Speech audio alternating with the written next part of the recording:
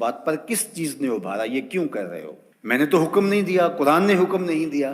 اور تم میرے وضو کے پانی کو بھی زمین پہ نہیں گرنے دے رہے، تو یہ کیوں کر رہے ہو؟ انہوں نے جواب دیا، حب اللہ و رسولہ، یہ اللہ اور اس کے رسول کی محبت کی وجہ سے ہم کر رہے ہیں۔ حضور نے اس سے منع بھی نہیں کیا،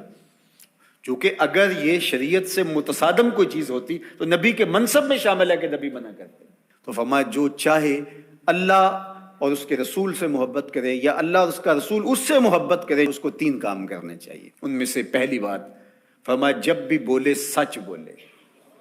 اور دوسری بات ارشاد فرمائی جب اس کے پاس امانت رکھی جائے تو اس امانت میں خیانت نہ کرے، اس امانت کو صحیح لٹا دے، اور تیسری بات جو اس کا ہمسایہ بنے اس کی ہمسائیگی کے حقوق کا پورا خیال رکھے۔ تمہاری محبت کا یہ جذبہ صادقہ ہے کہ تم میرے وضو کے پانی کو بھی زمین پر نہیں گرنے دیتے، لیکن کہیں تمہاری محبت یہیں رک کر کے نہ رہ جائے اور لوگوں کے حقوق پامال نہ ہو جائیں، ہمسایوں کے ساتھ زیادتی نہ ہو جائے۔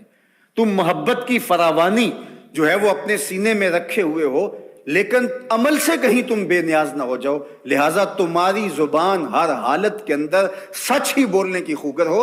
اور تم لوگوں کی امانتوں کا پورا خیال رکھو۔ اور تیسری بات ہے کہ ہمسائیگی کے حقوق تم کبھی بھی اس محبت میں آ کر کے ترک نہیں کر سکتے۔ میں اور آپ دیکھیں کہ ہماری محبت کہیں خام تو نہیں ہے کہ ہم دعوی محبت میں وہ چیزیں کر جاتے ہیں جن کی شریعت ہمیں اجازت دیتی ہے، شریعت کا حکم نہیں ہوتا، اور ہمیں وہ کر لینی چاہیے، لیکن دوسری جانب جو طے شدہ شریعت کا نظام ہے اس کو کہیں ہم پامال تو نہیں کر جاتے، اور محبت کی اس فراوانی کے اندر وہ چیزیں دب تو نہیں جاتی۔ حضور علیہ السلام کا یہ فرمان ہمیں پورا پیکج دیتا ہے، تصویر مکمل سامنے آنی چاہیے، مکمل نکھری ہوئی تصویر جس کے سارے خد و خال واضح ہوں۔ تو ہم ضرور اپنا جائزہ لیں اس حدیث کی روشنی میں جو میرے اور آپ کے آقا و مولا نے 3 چیزیں خاص طور پہ ارشاد فرمائیں کہ جب بھی بولیں سچ بولیں، تمہاری زبان جھوٹ سے آشنا نہیں ہونی چاہیے۔ یہ محبت رسول کا تقاضا ہے جو خود اللہ کے رسول نے ہمارے سامنے رکھا، اور ہمارے پاس جو امانت رکھی گئی ہو، امانت کی جو بھی صورت ہو، اس امانت میں ہم خیانت کبھی نہیں کریں گے۔ اور تیسری چیز یہ ہے کہ اپنے ہمسائیگی کے حقوق کا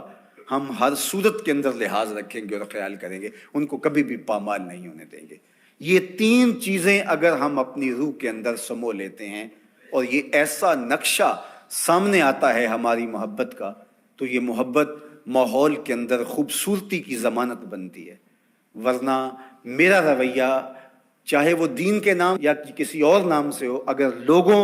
کے لیے دین سے دوری کا سبب بن جائے تو مجھے سوچنا چاہیے کہ میں کھڑا کہاں ہوں اور میرا مزاج کس سمت جا رہا ہے، اور میں اپنے آپ کا جائزہ لوں۔ میرے استاد فرمایا کرتے تھے کہ یہ نہ ہو کہ لوگ تمہیں پوچھے تم کون ہوتے ہو اور تمہیں بتانا پڑے یہ دیکھو مذہب کے خانے میں اسلام لکھا ہے۔ آپ فرمایا کرتے تھے صاحب نہ پوچھنا پڑے نہ تمہیں بتانا پڑے، تم دور سے آ رہے ہو، تمہاری وضاقت، طرز زندگی، انداز معاشرت،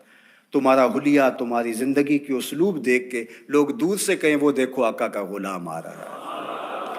اور اس پہ میں ایک اور بات کا اضافہ کرتا ہوں، اور وہ یہ کہ تم دور سے نظر آ رہے ہو تو لوگ کہیں وہ حضور کا غلام آ رہا ہے،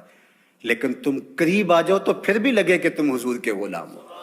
یہ نہیں ہے کہ لوگ تمہارے نیڑے ہوں تو پھر پتہ چلے دور تو غلام رسول لگتا تھا، قریب آیا تو کچھ اور نکلا۔ رشتہ داری کر کے، کاروبار کر کے دیکھا، معاملہ کر کے دیکھا،